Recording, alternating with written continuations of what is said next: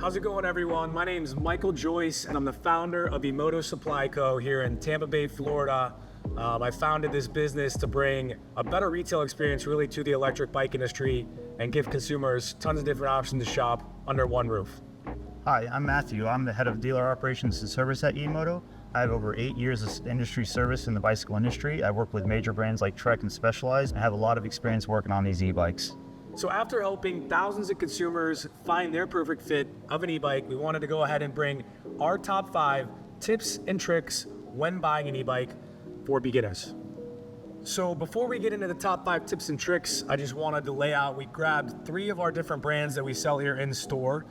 This is a Jupiter bike over here. This is a great entry-level electric platform. It's foldable, so it's great for the RV or marine industry. And then we have our Radster Trail. So this is Rad Power Bikes, the largest brand in the industry. They've sold over 660,000 bikes. And this is their new flagship model, the Radster Trail. And then we have one of our Gazelle Eclipse models here. This is gonna be much more on the high-end side. It's a class 3, and this has Bosch components. And really just wanted to show you guys a variety and what is kind of difference between price and the reasoning behind that. We have an $1,100 option all the way up to $6,000 to show you guys today, just to kind of give you an idea of the variety and reasoning behind it. I'll let Matthew here talk a little bit into the difference in why an e-bike may cost $1,000 versus $6,000. So yeah, we'll start with the Jupiter here. Big takeaways are gonna be like your braking system. These are gonna be mechanical disc brakes, more affordable. We're having a simple 7-speed drivetrain and real basic componentry. When you move up to the Rad here, you're gonna get a suspension fork. You're gonna get 8 speeds. You're gonna have hydraulic disc brakes, much more nicer display. You're also gonna have a bigger, larger battery. With the Gazelle, big takeaways we're gonna have again, we're gonna have an air shock now instead of that traditional fork. We're gonna have a belt drive, low maintenance, and we're gonna have an internally geared hub. And we're gonna have the whole entire Bosch system. All that is top quality stuff. Yeah, so that just kind of give you guys a summary of what we'll talk into detail today, just to show you all the different variety and features that there is to offer in the electric bike industry. All right, so the first tip of the day is gonna be to choose the perfect fit for your use case. Whether it be commuting or recreation or compactness, the first question we ask all of our consumers when they walk in the door is, what are you gonna be using the bike for? With these 3 different bikes that we have in front of us, these are just a couple examples. There's a million different types of e-bikes. You have commuter style cruiser bikes. This is more of a trail style. Gazelle is a very technical road bike. And the Jupiter here would be perfect for if you had an RV or a boat. So understanding what your use is going to lean heavily into which style of bike you should search for specifically. With the Jupiter, this is a great setup for someone that maybe lives in an apartment, condo, doesn't have a lot of extra space. So it folds down to really small, very compact. The Rad here is gonna be great for someone that maybe occasionally goes on some dirt roads, maybe wants to go in their local park. The Gazelle here, the big takeaway with this is going to be someone that wants to do long commutes to work maybe, or lives pretty far out of town, or maybe just wants to go on a long adventure and see Mother Nature for a little longer than your traditional ride. Understanding that use case is the first thing that I would suggest that you do.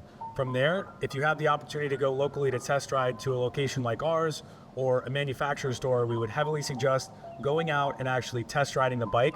There's a lot of different feel in all 3 of these options.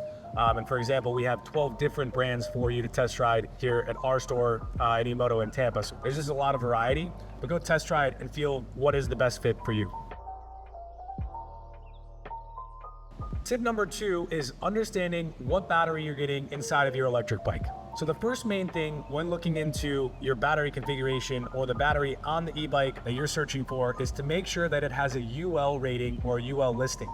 So the UL rating basically means that the manufacturer went through and had the battery inspected and it's safe for you to charge inside of your home or apartment, and it really prevents any opportunity of there being a combustionable event on a lithium-ion battery. So safety first, make sure your battery is UL listed.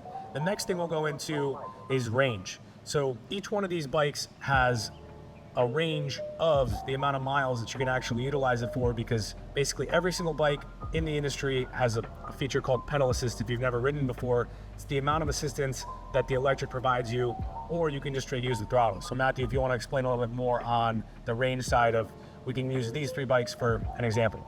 Yeah, so your Jupiter, since it's more of a compact feature, is going to have the shortest range, about 20 to 40 miles. But again, we're optimizing the bike size, so that's why you're going to need a smaller battery.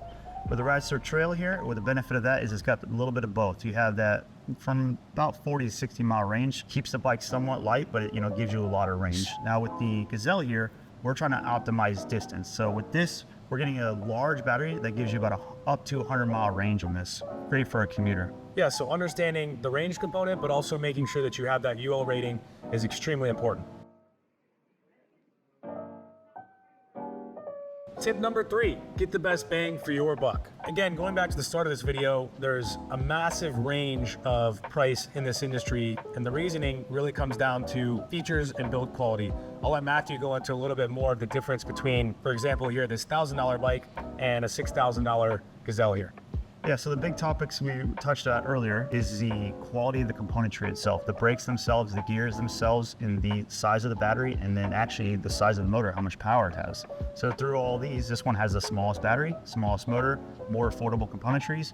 The Rad, you get that nice upgrade. You're getting better braking system, better shocks, better gears, and bigger, more powerful motors. And last but not least, the Gazelle here, the best motor in the industry, the Bosch system.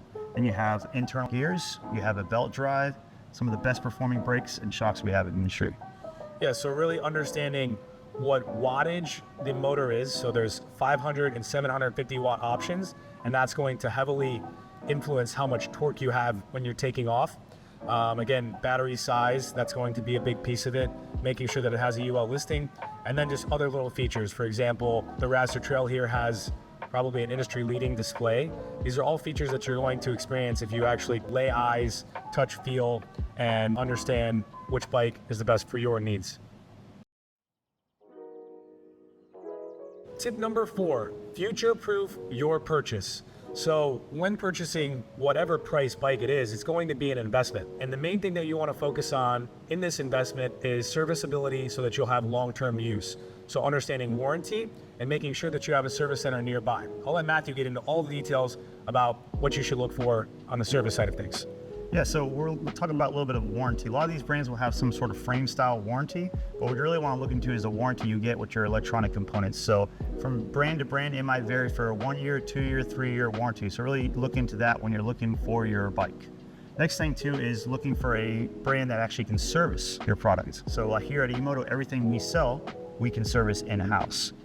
Yeah, just so some of you guys understand, if you're purchasing a bike off Amazon or a factory store, go ahead and look and see if they have a service map of dealers in your area that will actually work on your bike. If you're buying some imported product or heavily produced at a lower price point, there is the chance that you'll get this bike and you'll end up bringing it in, have an issue, and most conventional bike shops will not touch electric components on e-bikes. So that's one thing, probably the most important thing to make sure of, is that you'll have a place to get parts and get the bike fixed if you do have any issues.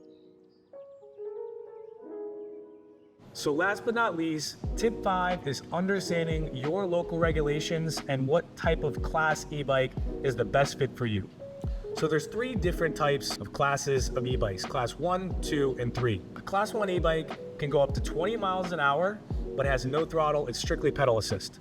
Class 2 can go also up to 20 miles an hour, but it has a throttle for throttle assistance rather than strictly pedal assist. And then class 3, which would be like this Gazelle right here below me, it goes up to 28 miles and is strictly pedal assist. As you may have seen, out west in California, they have started to regulate the different types of classes of e-bikes.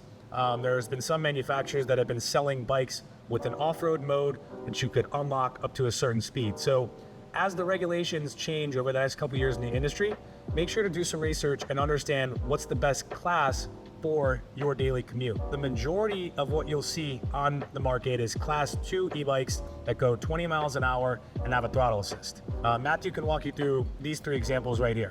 Yeah, so we'll start off with our Jupiter here. This is a class 2. It does have the throttle and the pedal assist, so you have both options here. The Rad here, what's really unique is it has both class 2 and class 3. You can actually switch it on the fly with your display here. So if you want just a pedal assist, great. If you want pedal assist and throttle, you want to go 20, 28, you can change it on the fly. The Gazelle here is already equipped with class 3, so you're right off the bat getting that 28 mile an hour pedal assist.